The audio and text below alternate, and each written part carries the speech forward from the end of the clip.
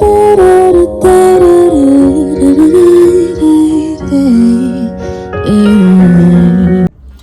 guys, welcome. Yeah, now I'll be doing TikToks and stuff. Damn.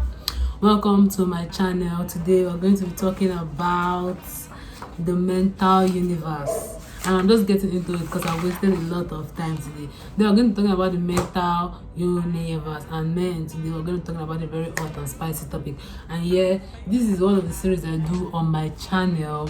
And it's called like the 7 Hermetic Principles, and I'm reading from a book called the Kybalion, and in that book there are just 7 principles that the book said that are like underlying principles of how everything goes in the world. So don't take it too seriously or don't take it not seriously. It's just I'm just reading it and I'm just reviewing it just for the fun of it. It's not something that is too over serious. And yeah, if you want to know how I did this beautiful look here, and oh my god, it was very chaotic. You want to know like the process and everything I passed through when I was trying to create this look, I post it somewhere around, so maybe I'll link it in the description box.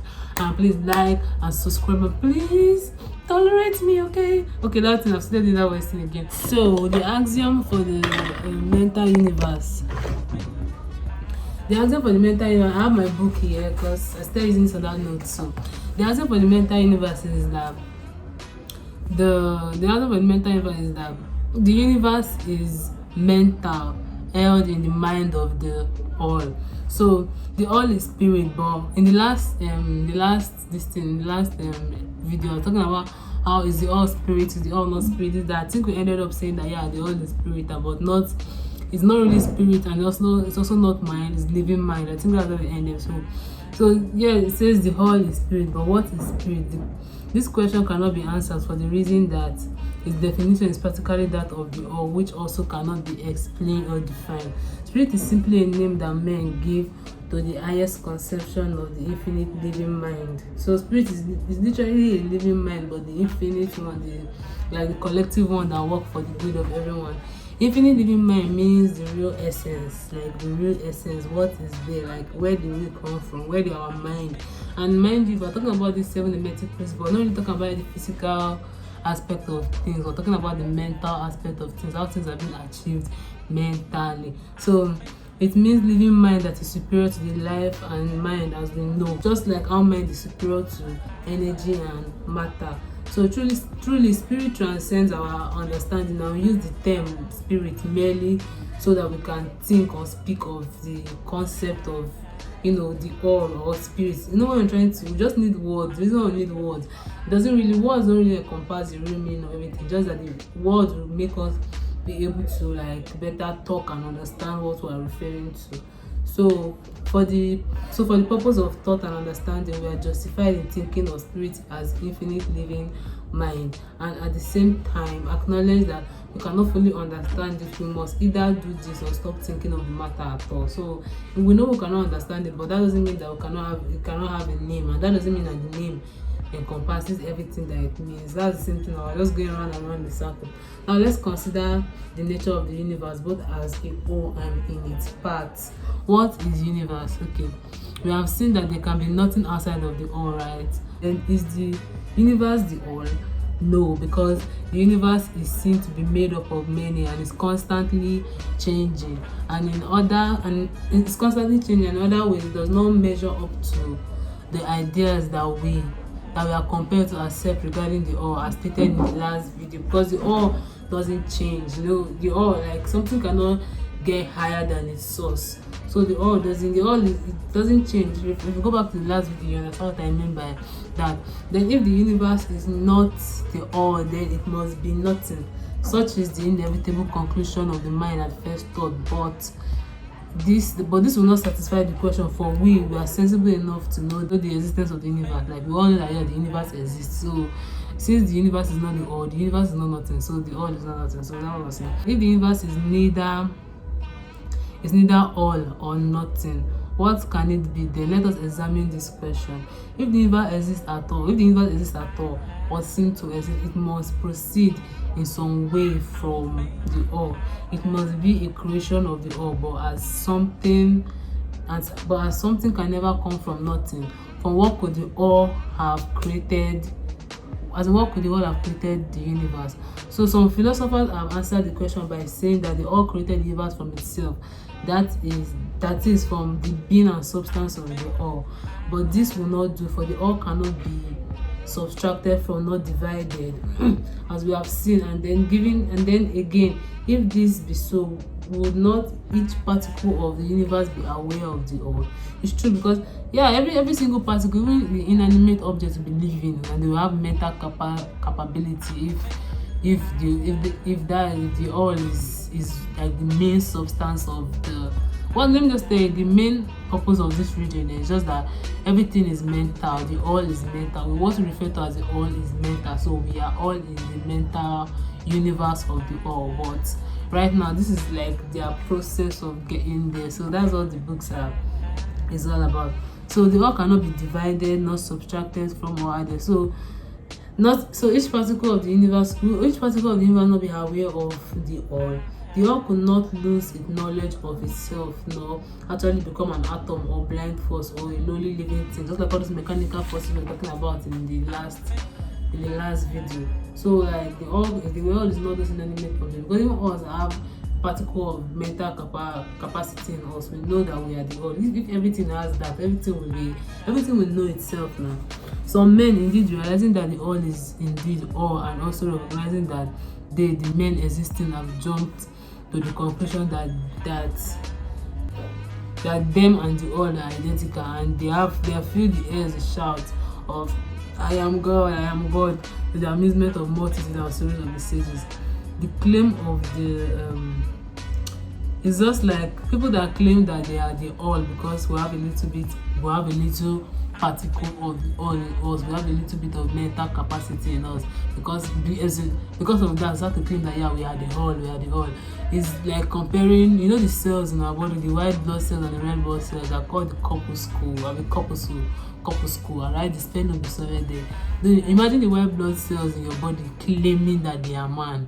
That's exactly what you are doing if you are trying to claim that you are God or you are the all, because it is not possible. You cannot be God and you cannot be the fucking all, okay? But what indeed is the universe if it's not the all? What else can the universe be made of if it's not the all? We find here that the principle of correspondence come to our aid here, and the whole hermetic axiom as above goes below may be pressed into such service at this point.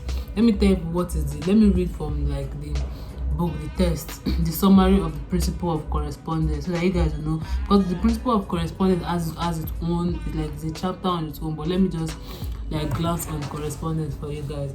The axiom for the principle of correspondence is as above goes below. So the principle embodies the truth that there is always a correspondence between the laws and the phenomena of the various planes of being and life. The old hermetic axiom ran in those words: as above so below, as below so above, and the grasping of this principle gives one the means of solving many dark paradoxes and hidden secrets of nature.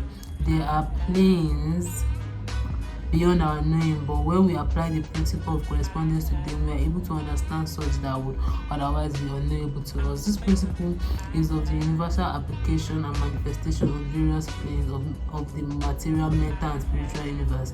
It is a universal law. The ancient Hermetics considered this principle as one of the most important mental instruments by which man was able to pry inside the obstacles which hid from the views of the unknown.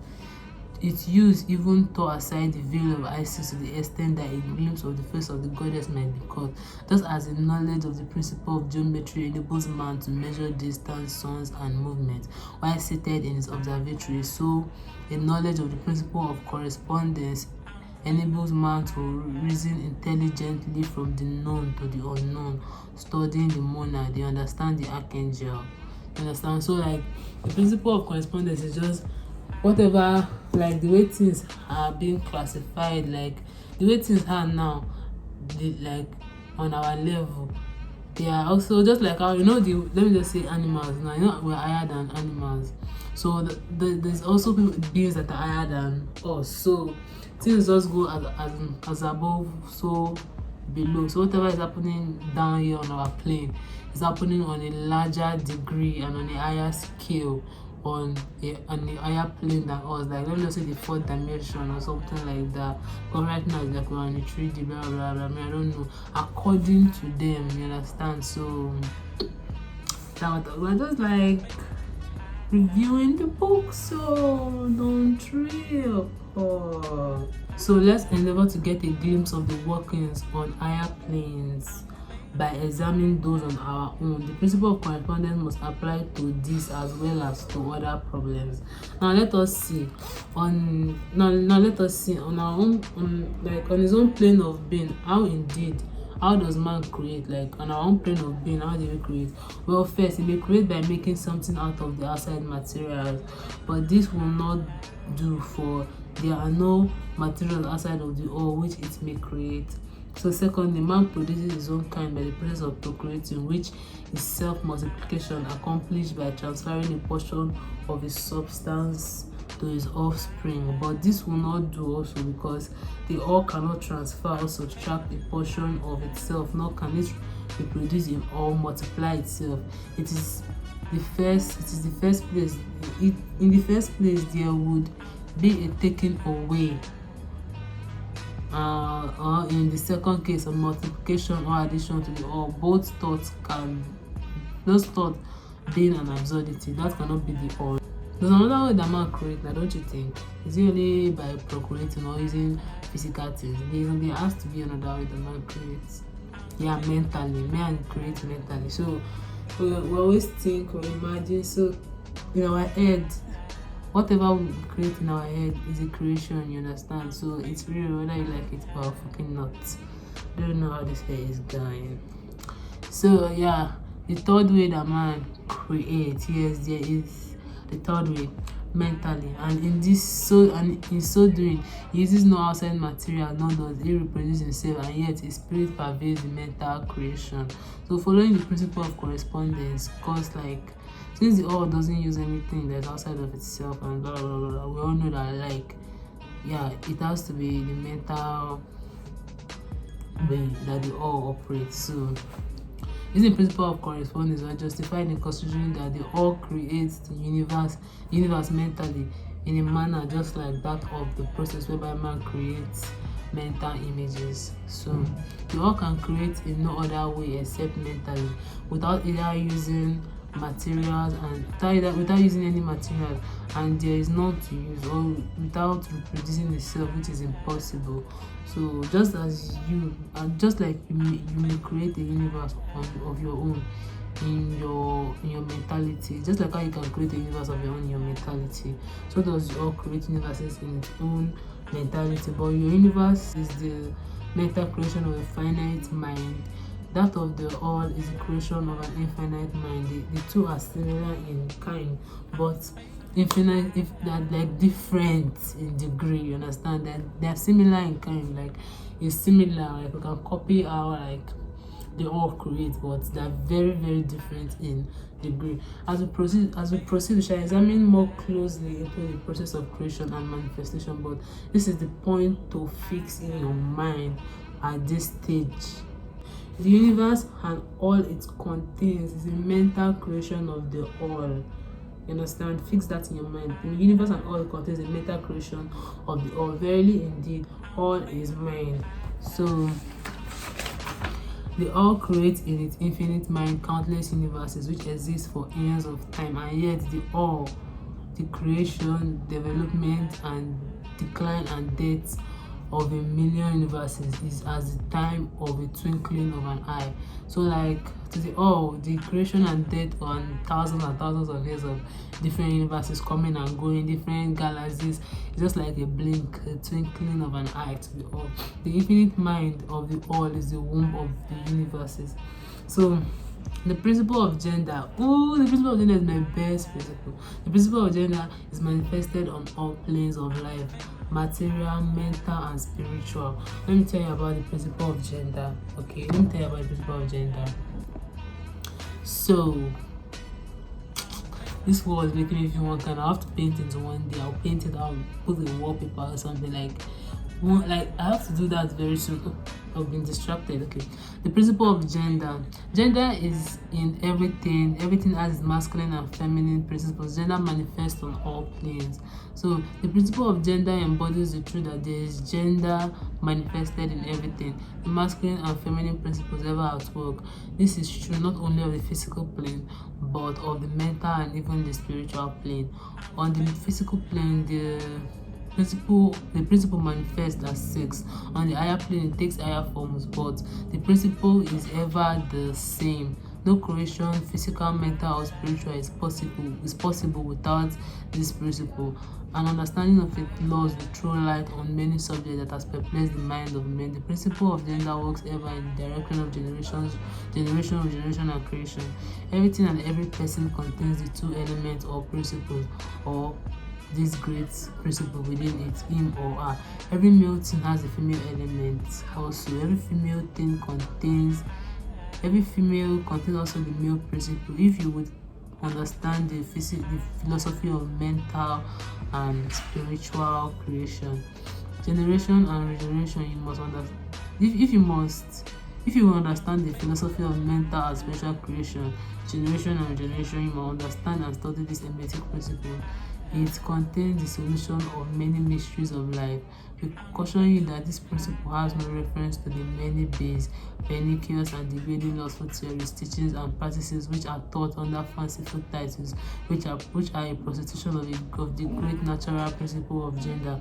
Such base revivals of the ancient infamous forms of phallicism tends to ruin mind, body, and soul, and the hermetic principle has ever sounded the warning note against those degrading teachings which tend toward lust, licentiousness, and perversion of nature's principle. If you seek such teachings, you must go elsewhere for them. Hermeticism contains nothing for you along those lines. To the pure, all things are pure. To the base, all things are base. What this means that when they talk about like the ancient forms of phallicism to ruin the mind, body, and soul, they mean like the toxic masculinity in the world, which have started like since. Like, they didn't just start now. Like how the toxic masculinity is like the obsession with the penis, the obsession with the phallia, what they call that? What? The obsession with the with the penis. That's what I mean by like the infamous forms of phallicism. That's what they mean by that. Like when every tradition and everything tends towards the taking care of man and the what do they call that now, and the everything being focused on the male and making the women feel like lesser. That's what they mean by the phallicism, because that's the obsession with the phallic. What do they call that? I've forgotten the English. I know it. I'll find it and post it on the screen. Anyway.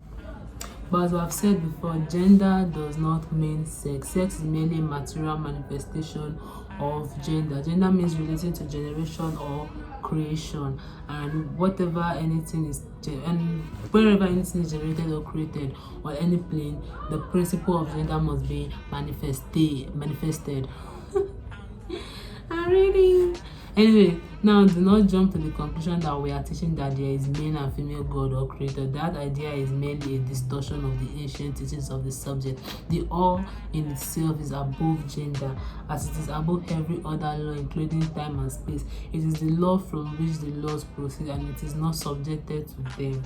So, but when the all manifests on the planes of generation or creation, then it acts according to the laws and principles, for it is moving on a lower plane of being, and consequently it manifests the principle of gender in the masculine and feminine aspect on the mental plane, of course.